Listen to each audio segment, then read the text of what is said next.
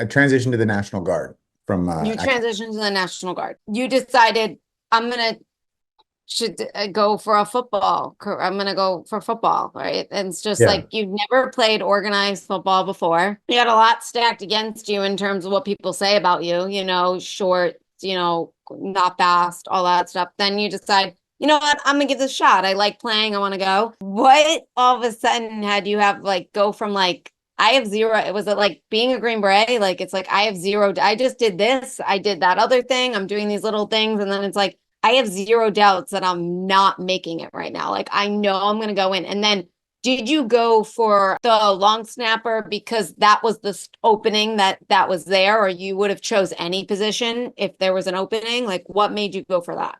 Well, I actually walked on as a safety. I honestly didn't even know what a long snapper was when I started playing because I'd never played before. It's like I understood there was somebody that snapped the ball to the punter and the holder during field goals and extra points, but I thought it was just the center and he just snapped it longer, you know.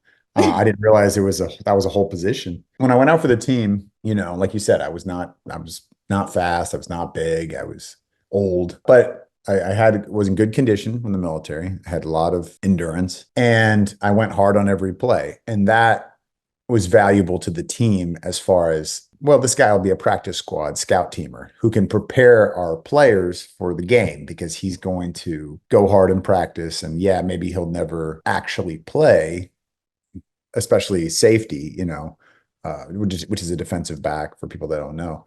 But at least he's going to go hard. And so I did that whole first year. I just was on the scout team. I got to dress for home games and I got to run down on kickoff one game when we were blowing somebody out. But I wasn't like a real player. I don't know. That's not fair. I just wasn't a starter. And I wanted to be. I wanted to play. I wanted to play meaningful snaps. There was an expectation because I was 10 years older than the other freshmen and I'd been to war and done these different things that I should be a leader and vocal in the locker room. I didn't feel as comfortable doing that if I wasn't playing, for me to be kind of rallying the troops and then they're going to battle and I'm standing on the sideline. I didn't like that. So I wanted to, find a way. I needed to find a way on the field. And long snapping is a very thankless job. We do a lot of thankless jobs in the military. So I was used to that. It's also like a specific skill where it's like shooting free throws in basketball. It's the same every time. It's always a 15-yard snap to the punter or an 8-yard snap to the holder for field goals and extra points. It's the same distance. It's the same target. It's the same, no matter where you are on the field. The difference is the situation, the beginning of the game where it's not a close game or it's not an intense moment. You're not going to feel the same nervousness that you do when you're backed up at your own goal line and there's a minute left and the punter's got to get a good punt off so they're not in field goal range.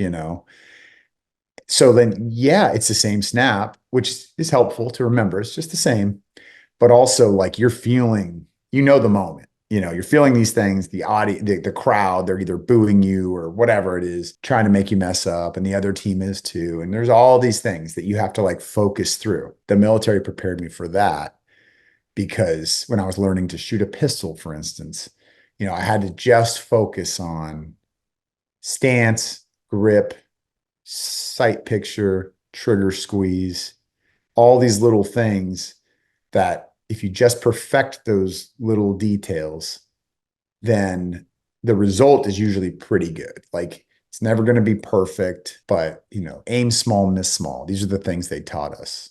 Slow is smooth, smooth is fast. So don't rush things or don't do it too out of control. Like keep everything contained, but still be powerful, be strong, do it the best you can.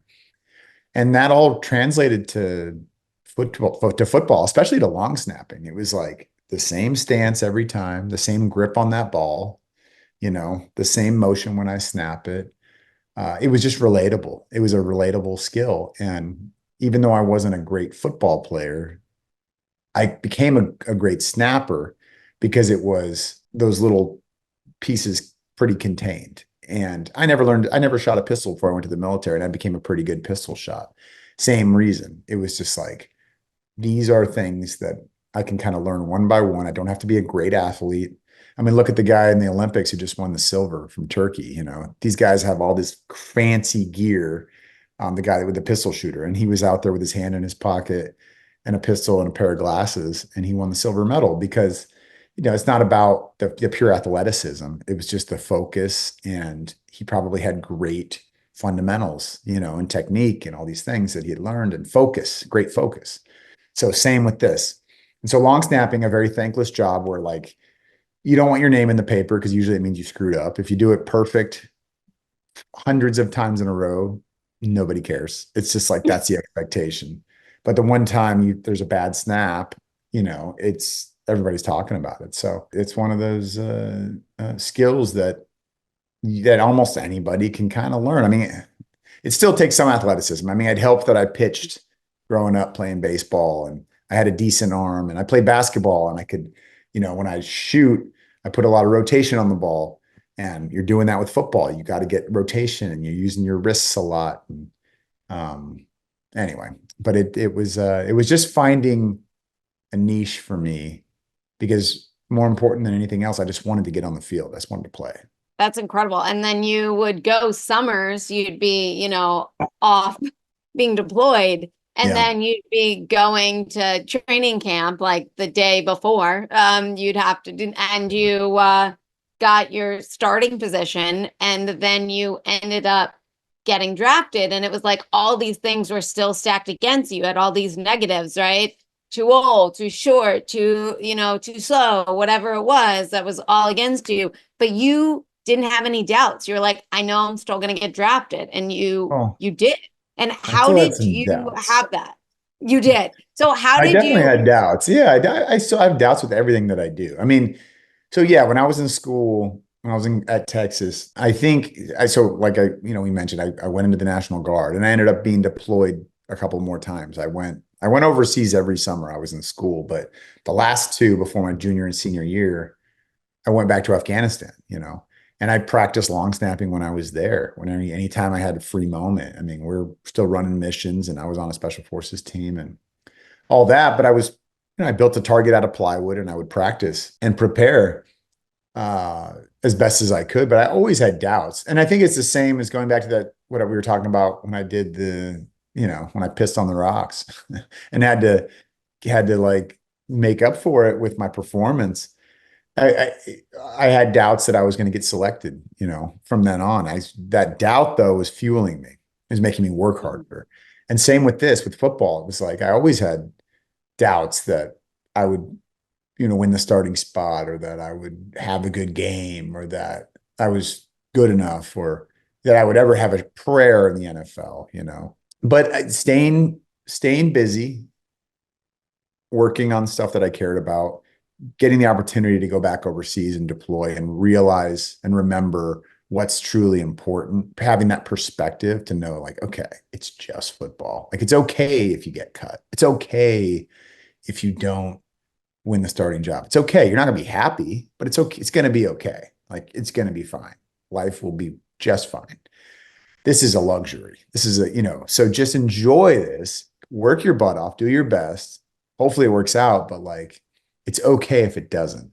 And I had that mindset through college football, and was fortunate to start for 3 years and, get through that and, those deployments. And it was like a lot going on. I was in my early 30s going to college and going to war and playing football. It was like a crazy time. But then, I got out of the military in the spring of 15 after I'd finished my master's degree, and football was over. College football, I thought it was over for good. But I got asked to play in the senior all-star game down in South Carolina at the Citadel, and it was called the Medal of Honor Bowl. The Medal of Honor Society hosted the game, and so I went. Of course, that was an honor to go play in that, and I was just going to be for fun. I was like, well, this will be the last one.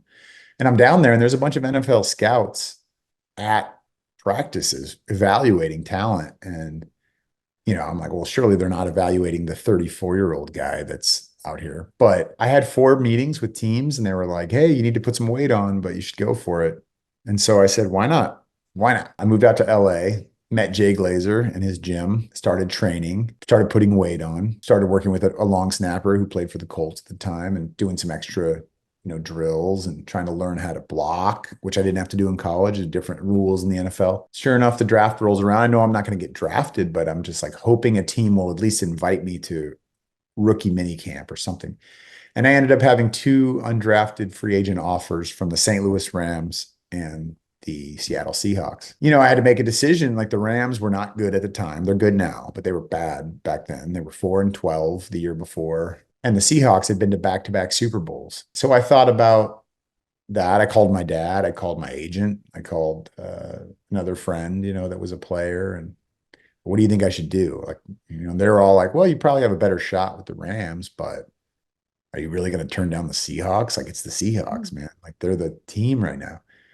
And I thought about my buddy Brad Keys, who had passed away in 2012. We were teammates in the Special Forces, and Brad was always the go get it, go big kind of guy.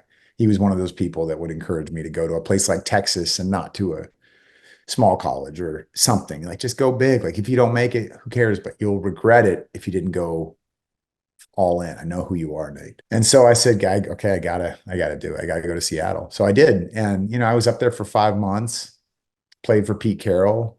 So I was very lucky to have Mac Brown in college and Pete Carroll in the pros be my coaches, two legendary national championship coaches. And Pete was a Super Bowl winner as well. I got through OTAs and mini camp and training camp, and then the preseason. I get to play in one preseason game, and it was amazing just to get to play, run out of the tunnel with that American flag, lead the team out.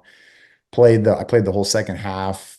I did great. It was against the Broncos and Peyton Manning's final year. And so then on my sideline, it's Russell Wilson and Richard Sherman and Marshawn Lynch and just these legends, these NFL legends that a bunch of them will be Hall of Famers. And it was just cool to be a part of that and play in that game. And, it meant a lot, but I got cut 3 days later, and that's how it goes. Ultimately I did fail. You know what I mean? I didn't make the final roster. I didn't get to play a full year. I didn't go to a Super Bowl. All these things, people have their goals. I had those goals too. Sure. You got to look back and realize how far you came, no matter where you end up. The fact that you didn't quit, like that wasn't my choice. I got cut. That's fine. I didn't quit. I didn't give up. I did everything I could. I did the best that I could. I went as hard as I could. I didn't always make the best decision, but I rebounded from that, and I just didn't give up. And like, that's the lesson in that. And you look back on it and you're like, I'm not even a good athlete. And in 5 years, I made it. I started playing football at 29, which is crazy. And then in 5 years, I made it all the way to the NFL just because I found a way. It was like, I'm willing to do what others aren't. I'm willing to just take that crappy job or whatever, start in the mailroom. It's just you got to have that humility, the willingness to just put yourself out there, as embarrassing as it may be, and realize that at some point you're going to fail and people might laugh or be like, yeah, I knew he was a Joe. He wasn't actually good enough, Okay, great. I'm sure the people that are saying those things will never try anything in their life. And that's fine. If that's what they want to do, that's how they want to live their life. Let them live their life that way. But I can't let those voices dictate my choices. You know what I mean?